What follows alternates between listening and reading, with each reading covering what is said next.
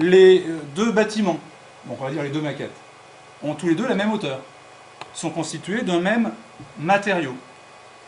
Les sections de ces murs sont identiques. Ce sont des tôles de même épaisseur, de même longueur. La seule chose qui distingue ces deux bâtiments, c'est que, ici, je n'ai rajouté que 2 plaques de tôle. Là, j'en ai rajouté 2 ou 3 fois plus.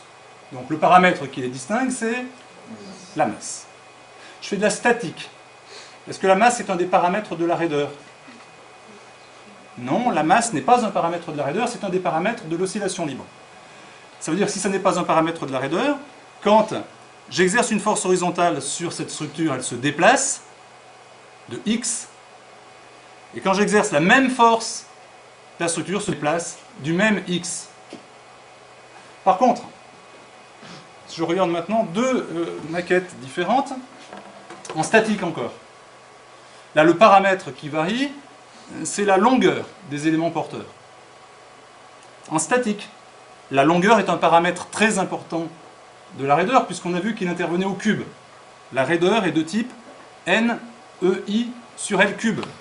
Là, j'ai un L, une longueur moins importante. J'exerce une force, et pour cette force, je mesure un déplacement. Si j'exerce la même force sur cette structure, je dois obtenir un déplacement beaucoup plus important. Fin de la statique. Parlons oscillation libre.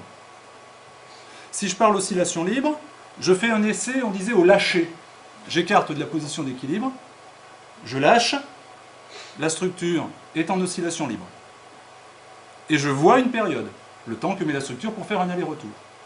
Cette structure-là est en tout point identique, sauf quant à la longueur. La raideur de celle-ci est plus importante. Comme la raideur est plus importante, la période est plus petite. Cette structure va plus vite. Elle fait plus d'aller-retour en 1 seconde que celle-ci. Donc ces deux structures ont des périodes différentes.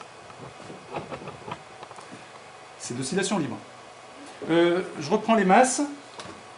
En oscillation libre, ces deux structures avaient la même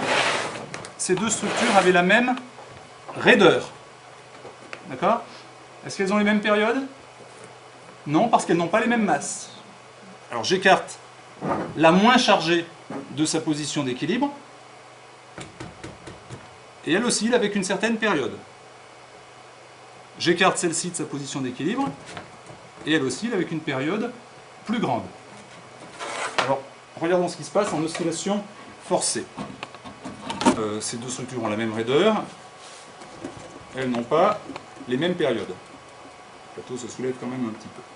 Je soumets cette structure à un séisme. Donc, à un moment donné, pour une période des mouvements du plateau, je vais avoir une des deux structures qui bouge plus que l'autre. Voilà. Donc là, j'ai cette structure, c'est la masse la plus importante qui bouge beaucoup. Ce phénomène s'appelle la résonance. Que se passe-t-il si j'augmente encore la vitesse?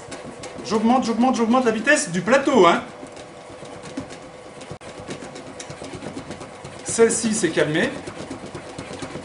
Par contre, j'ai résonance de l'autre. Que se passe-t-il si je pouvais encore augmenter la vitesse? Que se passerait-il? Les deux se calment. Je coupe. Ah, qu'est-ce qui s'est passé quand j'ai coupé le moteur? Enfin, quand j'ai coupé l'alimentation, la table s'est mise à ralentir et on est repassé par le mode propre d'oscillation de cette structure-là. Je crois que je peux voir la même chose. On va changer de maquette.